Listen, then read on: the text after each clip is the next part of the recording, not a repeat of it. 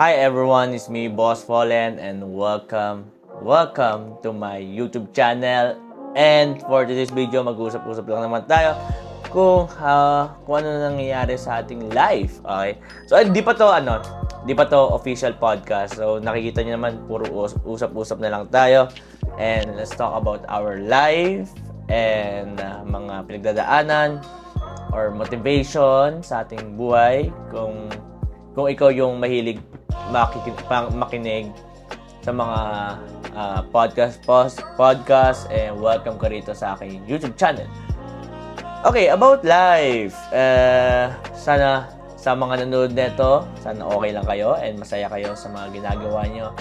And I hope na alam ko pagod kayo, nakakapagod talaga yung mga ginagawa natin, lalo na pagpaulit-ulit para makasurvive lang and makaipon para makabayad sa mga priorities natin in life. Pero I know naman na pag napanood nyo to kahit paano gumagaan yung sitwasyon or nawawala yung pagod nyo sa pang-araw-araw. And yeah, ito is my introduction sa paggawa ko ng podcast. And sana ma-appreciate nyo or maintindihan nyo about mga future topics na i-release ko rito sa aking podcast. So, mayroong specific na album etong mga podcast natin, and ang mga topic doon about life, about experiences, about sa perspective mo sa mga sitwasyon, ganun. Kung ano yung paano ka mag-isip, paano mo isipin yung ganitong sitwasyon, tama ba yung mga ganito, ganyan.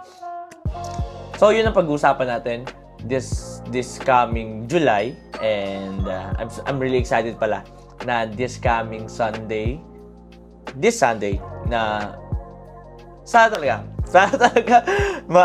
mag-start na yung renovation. So, na-move kasi yung renovation, pero sobrang ganda ng concept. So, lahat, pati yung pinto, naka-line up na po siya. So, anyways, hindi naman to about sa renovation. This is about, I'm gonna start my own podcast this week. And, yun nga, give me any ideas, any topic na gusto niyo pag-usapan natin about life, about relationship, about sa career, and pero hindi naman lahat meron akong sagot. Kasi depende rin naman yan kung napagdaanan ko na or meron akong knowledge kahit konti. And yeah, with the help of friends, magkakaroon tayo ng podcast. And marami tayong matututunan sa mga iba-ibang tao as we start our own podcast here on YouTube. And yeah, meron tayong mga iba-ibang content creators na makakausap. And they're already excited kung kailan siya ma-release or kailan siya mag-start. Kaya, ayun. Sana supportahan niyo po etong podcast ko this coming week or months. And yeah, at marami akong matututunan dito. Marami tayong matututunan, magkakaroon tayo ng mga bagong knowledge, bagong ideas how to be matured enough, and paano magbabago yung pag-iisip natin pag merong ganitong situation. And for sure, dito rin ako mag-i-improve sa mga story ng mga iba-ibang content creators. So, as I reach 1 million on my TikTok, and gagamitin ko yung platform na yon to understand more kung paano mag-isip yung isang tao, paano niya i-handle yung ganitong situation. Minsan kasi, pag nakikinig ka sa mga ibang tao, like, mas natututo ka kasi, mas natututunan mo paano sila mag-isip, paano sila mag-desisyon sa buhay. Kasi yung sa akin kasi, I always choose freedom and happiness sa lahat ng ginagawa ko as a content creator. Actually, bihira na lang nagkakaroon ng ganitong experiences na na-enjoy mo yung trabaho mo. So, napagsasabay mo yung passion mo, kumikita ka na rin, nakapag-travel ka, hawak mo yung oras mo. Bihira na lang na mangyari yon sa gaytong panahon or sa gaytong generation kasi kailangan mo mamili.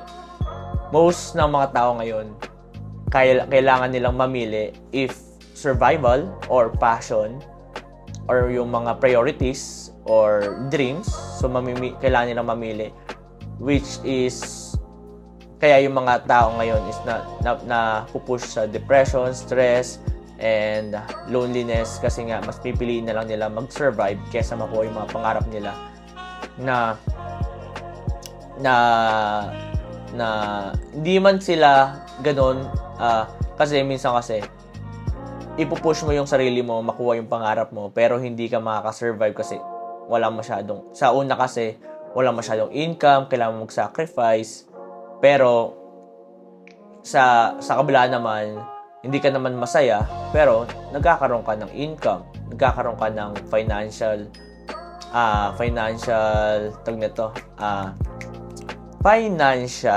na security. Pero hindi ka masaya. So, kailangan mo rin mamili. Pero ngayon, napaka-swerte ko as a content creator na passion ko yung ginagawa ko while I'm earning kahit papano. So, pero alam ko naman na darating ang panahon na lalaki rin naman yan with the help of my friends and loved ones. So, yeah, sana supportan niyo po tong podcast ko about life. So, about life, about motivational, about improving yourself. And ang dami ko mga content creators na naka-line up na they're already excited. So, may mga girls. So, kailangan ko rin makapag-interview sa side naman ng girls paano nila na-handle yung ganito. And para maintindihan natin bakit nila ginagawa yung ganitong personality, bakit ganito yung attitude nila sa ganitong situation, para bilang lalaki, gusto natin maintindihan kung ano ba yung nasa isip ng isang girl pag it comes to relationship, bakit ganito sila mag-isip, bakit ganito sila mag-handle, bakit ganito yung attitude nila. Yun, sana marami tayong matutunan. And sa ngayong chapter kasi, I just want to improve myself and be more open sa mga iba-ibang tao. Gusto ko lang maintindihan yung mga situation or pag-isip ng ibang tao. And this new chapter of mine, trying my best na magbasa ng libro, kahit isang chapter lang na yung libro. And I'm more on sa new chapter ko, more on improving myself, and I'm feeding my brain full of knowledge habang nagpapasaya ng tao, habang my mental health is healthy, and yung community ko is healthy. They just support me sa aking ginagawa sa content creator. Sa sobrang dami ko na-realize nung last chapter ko, I'm doing this for myself rin, for my mental health. Kaya, sobrang ang dami magbabago sa paggagawa ko ng content, and may madadagdagan. And I just want to be more on matured and more on talagang parang may knowledge or meron kang matututunan every content. So laging sinasabi sa akin ni Papa, walang masama na mag-improve para at least paano may nakikita silang pagbabago mo and how you deal sa mga ganong situation or problems, lalo na ngayon magwa 1 million na tayo on YouTube, on TikTok. Magwa 1 million na tayo sa TikTok, kaya I'm really happy sa mga changes sa aking career right now and how to be more calm and kung paano maging relax sa mga situation hindi laging galit or like just be matured. Be matured. At yeah, so kailangan ko lang mag-upload dito sa YouTube kasi may mga iniipon rin ako mas malaking dreams, and alam ko naman maraming community ko na tutulong doon to help me to reach my dream, and nagtutulungan rin sila na tutulong rin sila para makaipon rin ako ng mas mabilis. So, yun lang. So, thank you so much, everyone. I already have 10 minutes. Yeah, 10 minutes na. Yeah, thank you so much for listening to my introduction of my podcast. So, malalaman nyo lang to this coming, I don't know, hindi na rin ako nagpa-promise sa sarili ko. So, hindi na rin ako like nagsasabi sa social media ako nung gagawin ko ganyan. So, sasabihin ko na lang if ever ready na and may introduction na. So, basta wait nyo lang po yung mga upload ko dito sa YouTube. Kasi more on YouTube talaga ako, guys. Hindi na ako masyado on Facebook. Kaya, yeah, hintayin nyo lang po ang mga upload ko dito sa YouTube. Kaya, kung may mga friends kayo, relatives, family, for sure, this podcast, pare-pare sa'yo may matututunan in life. Kaya, yeah, thank you so much. Thank you so much for listening, and I hope you enjoy this introduction of my podcast this coming months or weeks, I don't know. And yun lang, at thank you so much for supporting me. Road to 20,000 na tayo rito sa YouTube, and I hope dumami pa kayo and spread the love, guys. So always think that God is good all the time, and all the time God is good. To God be the glory. And again, welcome to the good life. My name is Boss Fallen. I'm a content creator and a vlogger.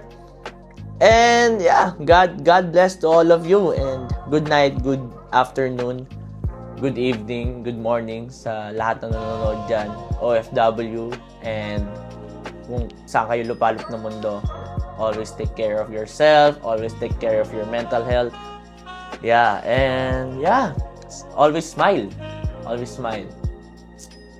Peace.